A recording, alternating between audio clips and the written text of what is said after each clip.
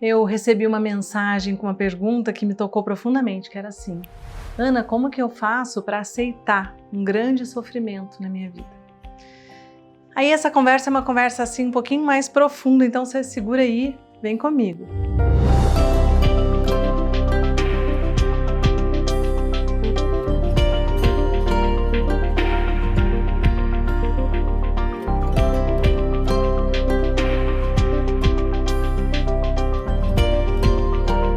Todos nós passamos pela vida e a gente é atravessado por coisas difíceis, né? Então, e essas coisas difíceis que atravessam a nossa vida são coisas que a gente não espera, né? A gente nunca está preparado para perder uma mãe, perder um pai, a gente não está preparado para perder um emprego e de uma hora para outra não saber como é que vai se virar, ficar sem dinheiro. A gente não está preparado para uma traição, a gente não está preparado para um filho que está envolvido com droga.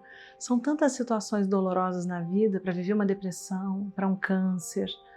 Então, todos nós, em algum momento, vamos ser atravessados por uma dor, por um sofrimento grande. E esses sofrimentos, eles nos fazem amadurecer. Eu tenho um grande amigo terapeuta que ele diz que certas compreensões não são todas as pessoas que alcançam. Ele fala, se você nunca se separou, se você nunca foi traído, se você nunca perdeu uma pessoa que você amava da sua família, se você nunca enfrentou uma doença grave na família ou com você mesmo, talvez você não consiga compreender algumas coisas na vida.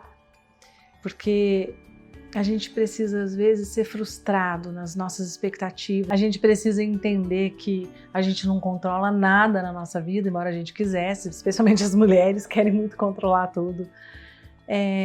Mas que a gente precisa muitas vezes se render à realidade. Esse movimento da gente se render àquilo que a vida trouxe é um movimento bastante exigente e que amadurece a gente. Então, em primeiro lugar, a gente precisa compreender que a vida é maior do que a gente e que aquilo que ela traz é muito maior do que a gente. A gente não tem escolha, a gente não escolhe. Eu quero passar por uma dificuldade. Ninguém quer, ninguém escolhe, ninguém espera, ninguém sabe a hora. Mas a gente escolhe a forma como a gente quer reagir a isso.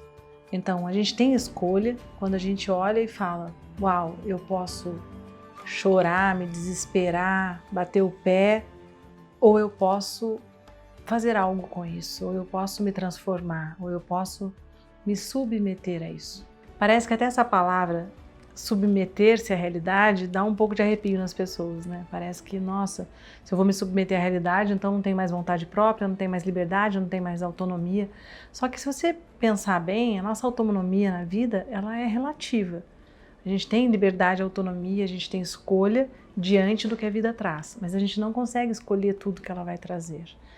Então, às vezes é difícil, né, achar um lugar dentro de nós, e aí tem o João Garriga que fala sobre assentimento. Eu gosto muito dessa palavra.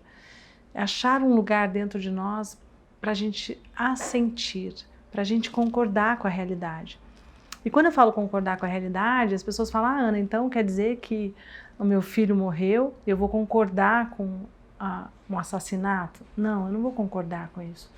Eu vou concordar que eu vivi essa fatalidade, que eu vivi esse absurdo, eu vivi essa dor insuportável, mas que isso faz parte da minha história, que isso já aconteceu, que eu não tenho poder sobre isso, que eu não tenho como ir lá no passado e passar uma borrachinha e reescrevê-lo da forma como eu gostaria. Quando eu faço isso, eu comecei a concordar com a minha história do jeito que ela foi. E quando eu faço isso, eu começo a dar um lugar dentro de mim. E esse é um lugar de assentimento para aquilo que foi tão difícil, para o absurdo, para o doloroso, para o incompreensível, para o inaceitável. Você já percebeu que na sua vida, provavelmente você já fez isso? Você transformou algo que era inaceitável em algo aceitável? E como é que a gente faz isso? A gente faz isso por um caminho interno, por um caminho de dizer sim para a vida, sim para a realidade, de resistir menos ao que a vida traz. E isso vai te fazer sofrer muito menos. Quanto menos a gente resiste, quanto mais você conseguir não resistir ao sofrimento que a vida traz, menos sofrimento você tem. O Jean-Yves Leloup dizia assim, que a gente não deveria acrescentar sofrimento ao sofrimento. Eu vou te dar um exemplo. Eu acompanhei uma mulher, entre muitas que eu acompanhei que estavam com câncer, numa época da minha vida em que eu fazia um trabalho voluntário, e eu percebia que o maior sofrimento dela não era a doença em si, porque embora ela tivesse com câncer, ela não tinha dor, ela não tinha um sintoma crônico com o qual ela tinha que lidar. Ela fazia quimioterapia, ela tinha alguns desconfortos, mas perto de outras pessoas que eu acompanhava que tinham câncer, que sentiam muita dor, que tinham situações muito graves do ponto de vista físico, ela até que passava muito bem pela doença. Porém, ela sofria muito mais do que outras pessoas que estavam lidando com dores, com desconfortos muito graves, porque ela sofria psicologicamente, porque ela não aceitava que ela estava com câncer, porque ela entendia o câncer dela como uma condenação. Então ela não olhava para o câncer como um grande desafio que a vida estava trazendo. Ela não olhava para o câncer como, uau, eu vou precisar mudar a minha vida, porque se a vida que eu vivi até aqui me levou para esse lugar, então daqui para frente, para enfrentar essa doença, para sair viva, inteira, com saúde, eu vou precisar mudar coisas na minha vida, mudar hábitos, mudar alimentação, mudar meus pensamentos, meditar, não sei, cada um tem seus recursos. Mas não, ela não via o câncer como um obstáculo, um aprendizado, um obstáculo a ser transposto, um grande aprendizado de transformação na vida. Ela via o câncer como um carimbo, um veredito, uma condenação. O câncer para ela era igual à morte. Então ela estava morrendo aos pouquinhos durante a doença. Então ela estava revoltada com a doença, revoltada com a realidade, e tudo isso gerava um sofrimento enorme, enorme, enorme dentro dela. E aí, quando eu conto isso, eu me lembro de uma outra senhora que eu tive a grata alegria de conhecer, que eu pude atender uma vez, que também estava com câncer, estava em estado terminal. Eu fui à casa dela fazer um atendimento domiciliar.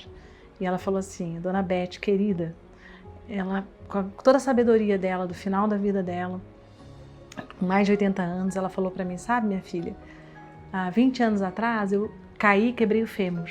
E naquela época, com 60 e poucos anos, eu perguntava para Deus: por que eu? Por que eu? Por que isso aconteceu comigo? Porque eu tive que colocar um pino, eu tive que ficar 3 meses na cama, não podia andar, a recuperação foi difícil, andei de muleta por muito tempo.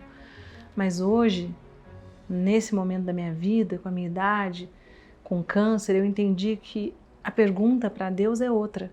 Não é por que eu. A pergunta é: por que não eu? Então, por que não eu? Por que não você? Por que não cada um de nós? Nós somos pessoas comuns. Todos nós que estamos aqui nesse planeta, estamos aqui para evoluir. Todos nós estamos sujeitos a viver uma morte, uma perda, um câncer, uma depressão. Isso faz parte da vida. Em algum momento, cada um de nós vai passar um pedaço difícil, ou em vários momentos vamos passar vários pedaços difíceis. E parece que nos últimos 2 anos, durante toda essa pandemia, com todas as pessoas que pegaram Covid e enfrentaram o medo de morrer, porque elas se lembraram que elas vão morrer. Porque a gente vive como se não fosse morrer. Então as pessoas que pegaram Covid, e principalmente as que complicaram, elas se viram diante da iminência da morte ou de uma possibilidade concreta da morte.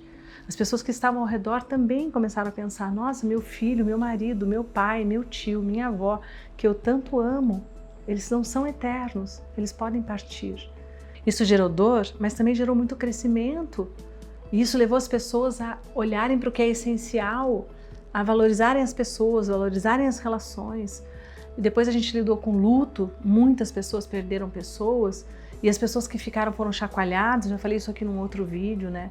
O planeta está vivendo, nesses últimos 2 anos, um tempo de morte e renascimento para todo mundo. É a morte de um trabalho, de uma empresa, é a morte de um relacionamento. Muitos acabaram, tantos recomeçaram. Tudo na vida está em transição. Então a gente só está sendo lembrado e sacudido de uma maneira mais intensa de que tudo na vida está em transição. Nada é para sempre, nada é permanente, a gente não tem garantia de nada. No nosso exercício para aceitar o que a vida traz, é um exercício de humildade, de entender que a vida é maior, que existe uma força maior que nos guia. E isso também está muito longe de ser uma postura de fatalismo ou de uma pessoa que simplesmente não questiona nada, que concorda com tudo, de passividade. Não é sobre isso. É um pouco mais profundo, é concordar que eu só posso mudar, transformar, agir no momento em que eu concordo com o que a vida trouxe. Isso me dá força para agir, para mudar, para lutar, para me transformar, para pedir ajuda.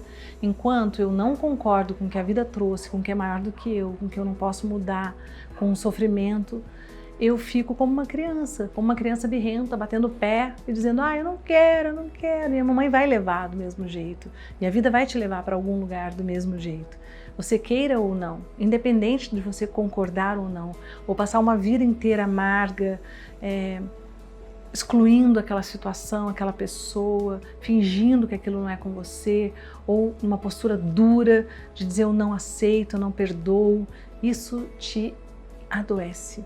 Isso te intoxica, isso te faz mal. Então, abrir-se para a vida, abrir-se para o sim, é um passo de grande sabedoria e que vai trazer muita transformação para você, para mim, para todos nós, mesmo que seja difícil e exigente. Então, se essa conversa faz sentido para você, dá um like aqui. Se inscreve no canal para você ser avisada dos próximos vídeos. Compartilha esse vídeo, deixa para mim os seus comentários aqui abaixo que eu vou adorar ler.